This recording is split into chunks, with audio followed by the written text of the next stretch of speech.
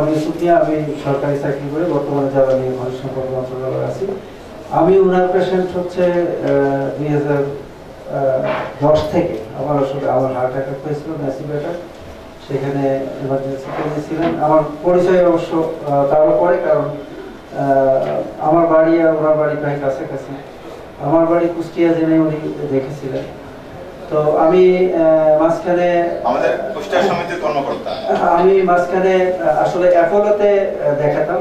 অ্যাপোলোতে কিছু সমস্যা হতো যে মানে যদি আগে অ্যাপয়েন্টমেন্ট না থাকে কোনো সমস্যা হলে সেই সমস্যাগুলো শুনতে হলে এবং দেখাতে হলে ওখানে যেতে হতো। এটা কষ্টে, আপনারা সবাই জানেন।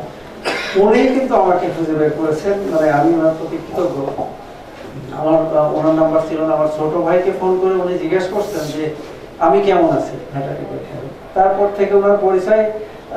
তারপরে আমি ওনাকে বলেছি যে আমি যদি আপনার আন্ডারে ট্রিটমেন্ট থাকি সমস্যা আছে কিনা।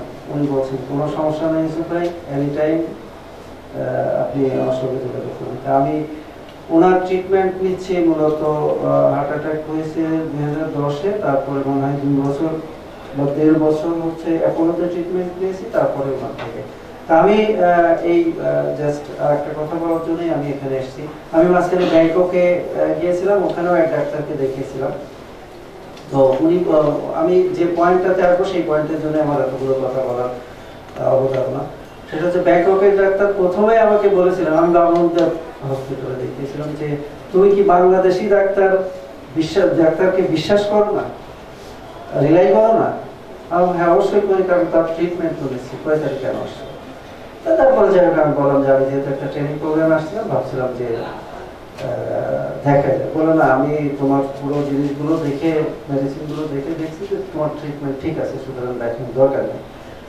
তো ওনার ট্রিটমেন্টই আমি দিচ্ছি এবং ওষুধ উনি যেটা দিচ্ছেন আমি সেটাই খাচ্ছি। আমার প্রেশার মনে হয় 15 বছর আগে, তারপরে হার্ট অ্যাটাক হয়েছে। উনি যে প্রেশারের ওষুধগুলো দিচ্ছে সেগুলো কাজ করতেছে বলেই কিন্তু আমি কিন্তু উনি যে ওষুধগুলো দিচ্ছেন সবগুলোই বাংলাদেশি ওষুধ এবং সেই ওষুধগুলো খাচ্ছি। এখন আল্লাহর রহমতে ভালো আছি।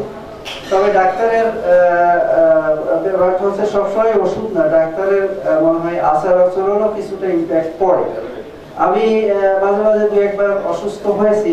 আমি সচিবালয় ক্লিনিকে দেখেছি, ওখান থেকে আমার এমার্জেন্সিতে পাঠিয়েছি। পরে যখন ওনার সঙ্গে আমি যোগাযোগ করেছি যে আমার তো এই অবস্থা, এখানে তো আমার অস্থির করে ফেলেছে, টপোনিন টেস্ট, এটা টেস্ট, এই ছাড়া যাবে না এরকম।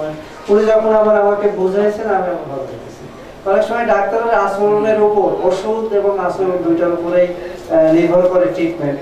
তো উনি যে আচরণ করেন আমার মনে হয় যে অনেকেই বলে না যে ডাক্তার বাংলাদেশের আচরণ ভালো না। আমার অভিজ্ঞতা আছে, আমি ঢাকা ইউনিভার্সিটিতে পড়াশোনা করার অবস্থায় অনেক এলাকার অনেক রোগী এসছে আমার কাছে। আমি সবসময় একটু এলাকার বা সোশ্যাল টাইপের কাজ করার চেষ্টা করি। দেখা গেছে যে অনেক ডাক্তারের বিহেভ ভালো পাইনি।